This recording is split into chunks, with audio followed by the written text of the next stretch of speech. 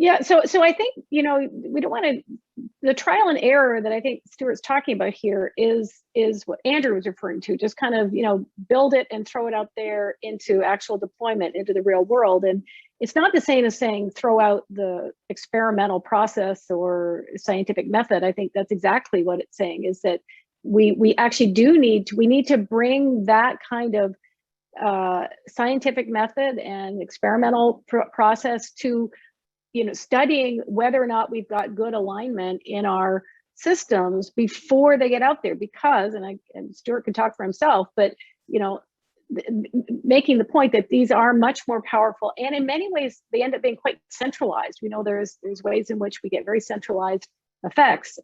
So I strongly believe that we need to, and I think we will, get very careful about, more careful than we are today, about what we allow to head out into the world from AI. Thanks, Jillian. James, and then Ken.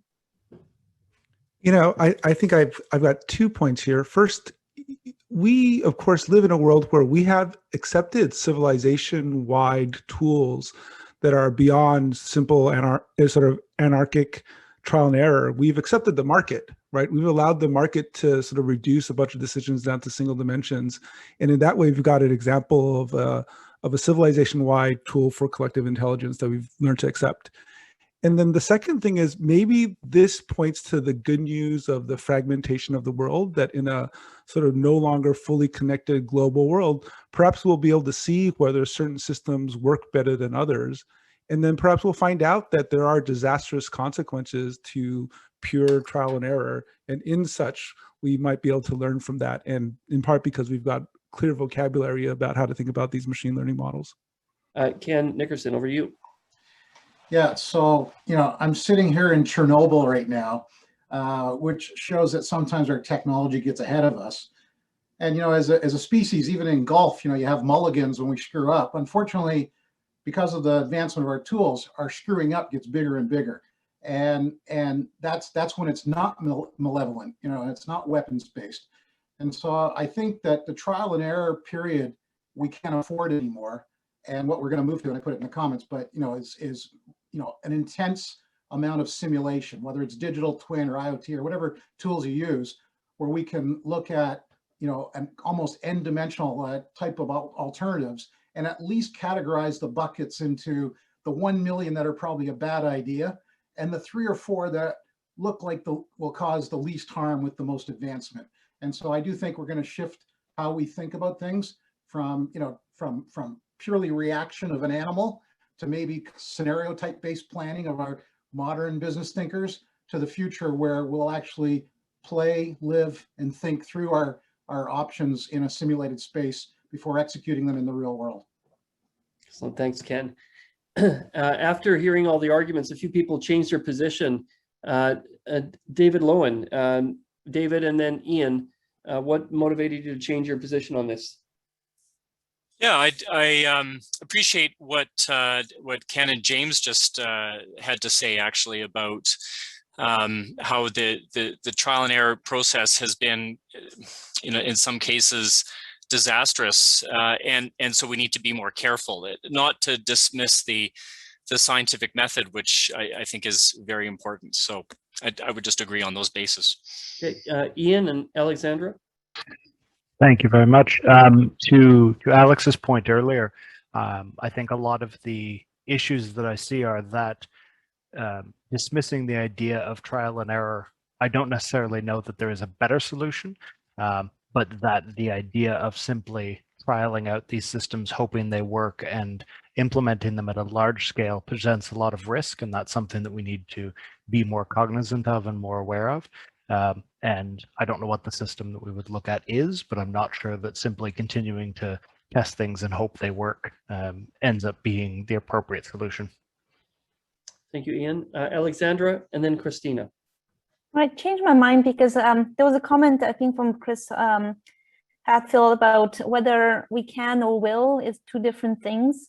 And it made me think that throughout the debate that we can nowadays test things through scenarios within AR, VR, artificial cells and other ways that we just couldn't do before. So you could do some of the trial and error in lab at scale in a way that just was not possible until now.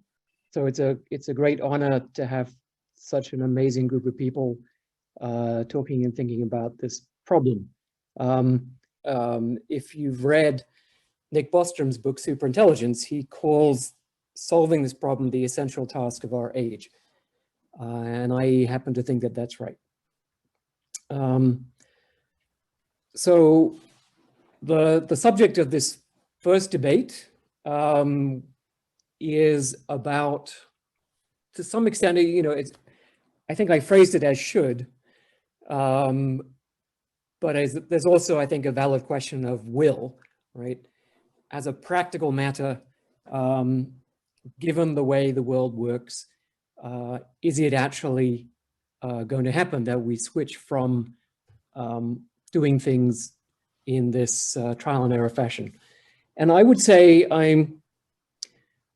in some areas we do. And I think one of the commenters pointed out that in VLSI and avionics, because of the expense of something going wrong after deployment, we do a massive amount of pre-manufacturing verification. So VLSI chips are analyzed. They're not just tested in the sense of trying them out on some examples, but they're actually mathematically analyzed to prove that the circuit actually implements the function that it's supposed to do.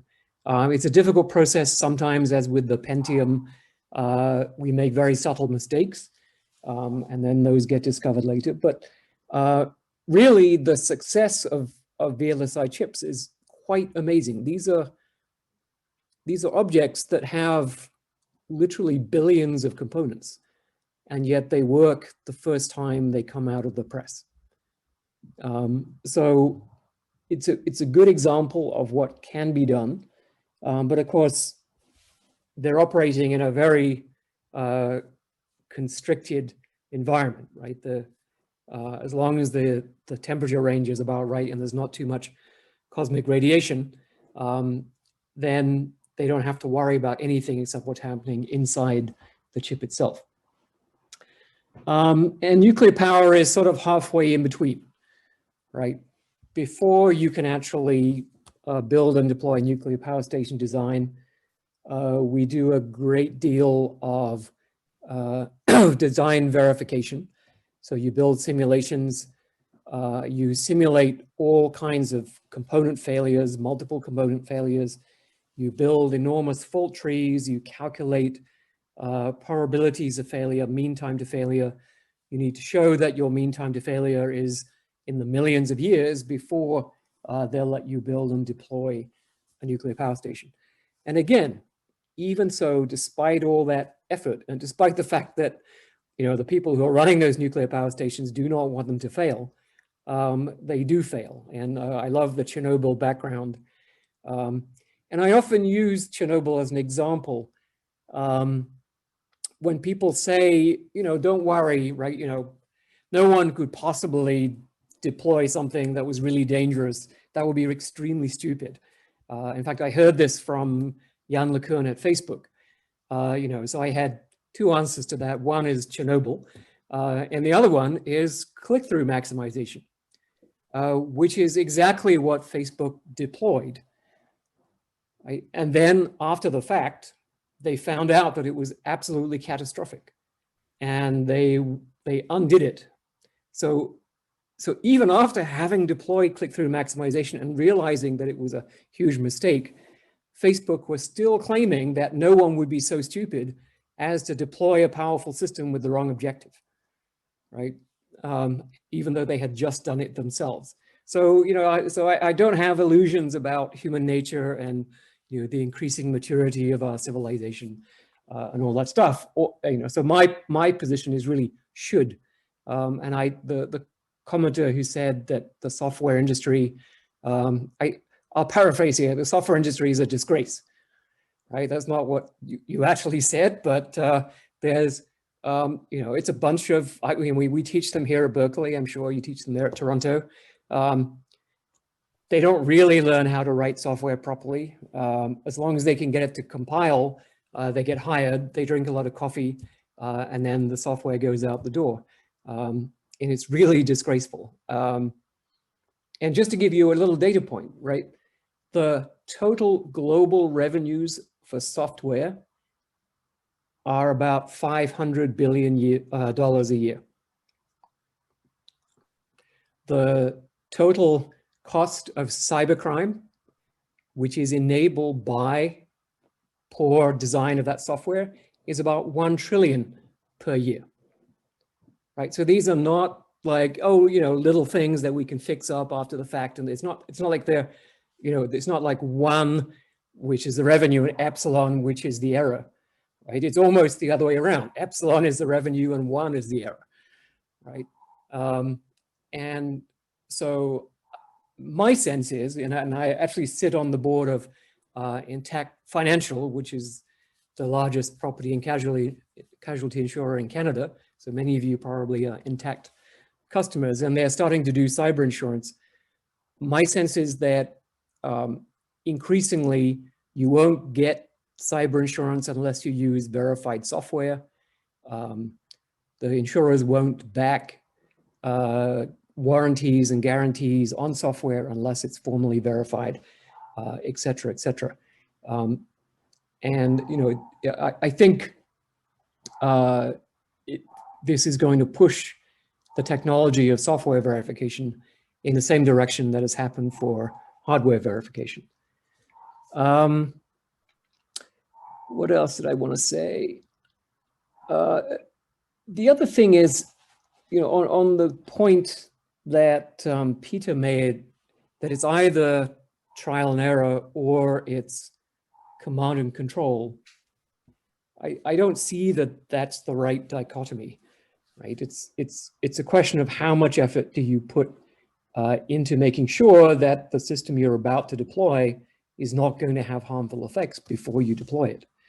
And some, for example, if you look, self-driving cars is a very interesting example. I think Tesla seems to believe that experimenting on their customers is entirely valid. And the justification I've heard is literally, well, yeah, we might kill some, but we'll accelerate the time at which we begin to reduce car accidents. You know, and that's a form of moral justification, but it isn't everyone's cup of tea. Whereas Waymo has been much more cautious, very much step by step, gathering huge amounts of performance data before taking another step towards deployment or putting real passengers as opposed to Waymo engineers into the vehicles. I guess the last point I want to make is it isn't necessary that we have perfection before we deploy it, right?